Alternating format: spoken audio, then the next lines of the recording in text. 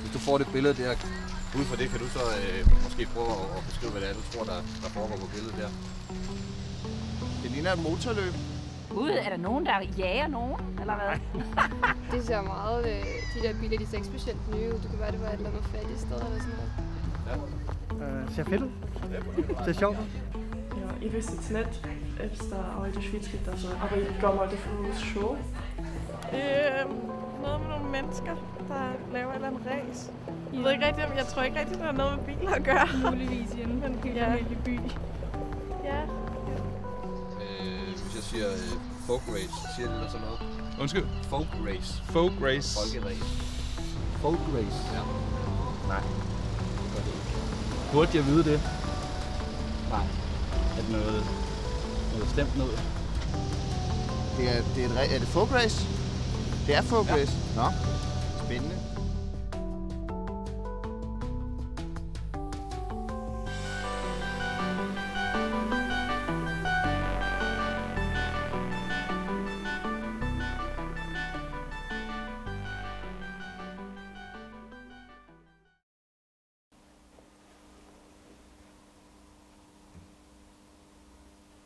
No niin, esittelisitkö aluksi itsenne ja toisenne? Harri Nieppola, Jonin isä.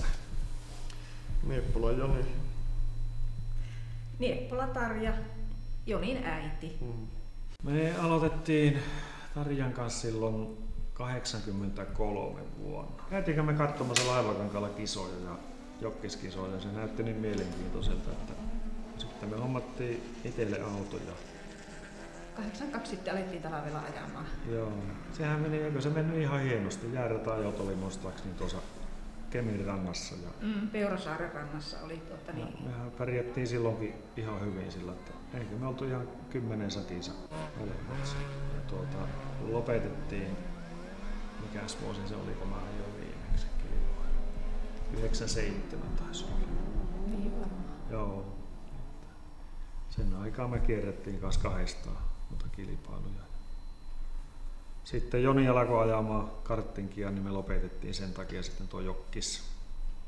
Joni ajoi karttinkia siihen saakka, kun se täytti 14 vuotta ja sitten siirryttiin sieltä jokkikseen takaisin.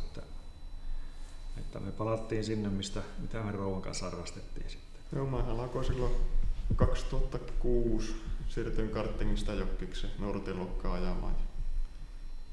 8 vuotta sitä nyt ajeltu.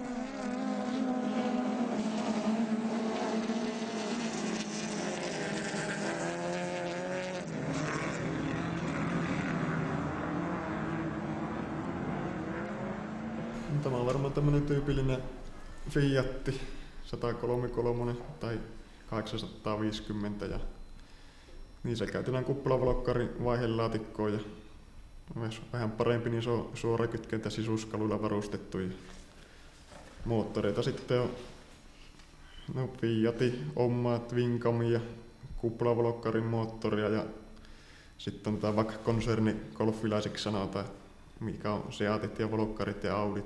Ja onhan ne nämäkin silloin, kun on rakennettu hienoja autoja, mutta ne reissussa rähjääntyy. Että No volkkarit on tänä päivänä semmoisia, että niillä pystyt ajamaan useamman kilpailun. Niitä ei niin osteta. Fiatit käy paremmin kaupaksi. Ne irtoaa viivalta paremmin. Ja jotakin pientä laittoahan näissä tahtoo ennalla, mutta jos kisoista niin valmis auto tulee, niin eipä siinä paljon muuta kuin omaa vyö ja penkki ja seuraavan kisoihin ajamaan. näitä pitää sitten näitä autoja olla paljon, jos sä haluat ajaa joka viikonloppu kesälläkin. Että jos se menee, niin on seuraavalla viikonloppuna sitten autotilalle. Että sillä näitä täälläkin on useampia. Että montako minun aikana mennyt noita? Niitä on mennyt aika paljon. Silloin oli 3 viikonloppuna oli kilpailut peräkkäin ja jokaisella kerralla meni auto. Että 3 autoa meni 3 viikon sisään. Että vaikka niitä suojatarjouksia jätettiin, mutta arpa oli huono. Että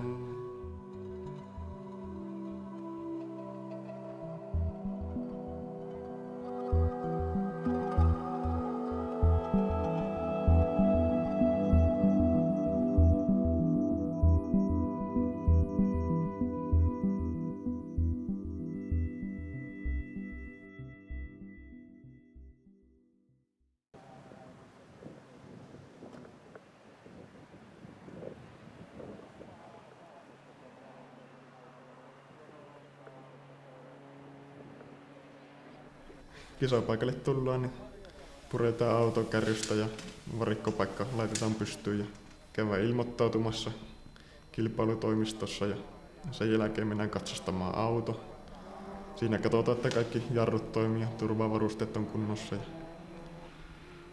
sitten päästään otellaan oman luokan lähtöjä. Ja sitä on yleensä kilpailussa niin nuorten luokka, eli 14-18-vuotiaat. Ja sitten on yleinen luokka, missä saa ja naiset ja miehet sekaisin. Ja naisten luokka. Niin. Ja sitten on vielä niin etuvetokardani, missä ei näitä takamoottoriautoja ollenkaan. Ja nykyään on sitten muutama vuosi ollut jo niin sanottu pappaluokka, eli 50 vuotta täyttäneet saa ja pappaluokassa. Sitä nuoremmat ei saa pappaluokkaan osallistua. Se on ihan virallinen luokka sillä, että yli 50-vuotiaat ajaa keskenään sitten. Joo. Senioriluokkaa se on viralliselta nimeltä. Niin, kaikki puhuu pappaluokasta. Yleensä ajetaan niin alkuerät ja keräilyerät ja välierät ja semifinaalit ja sitten on A, B ja C-finaali, missä sitten ratkotaan päivän nopein.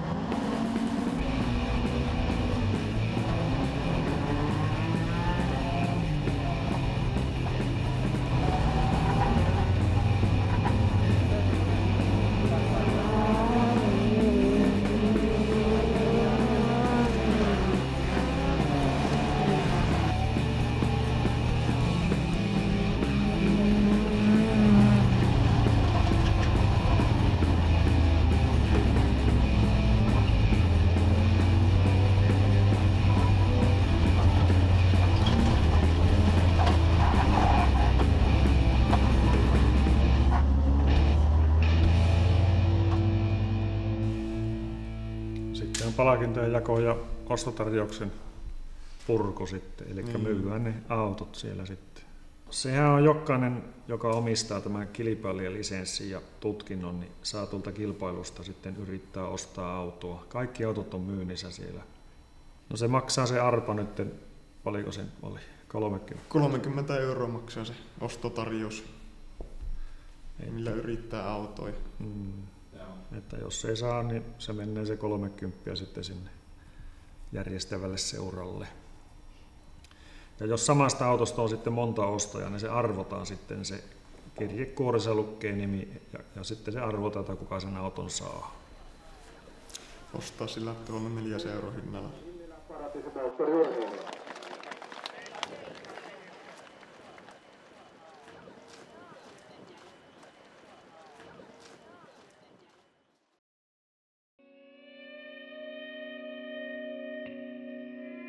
Mitä jokkis tarkoittaa teille? Tarkoittaa meille hauskanpitoa samanhenkisten ihmisten kanssa.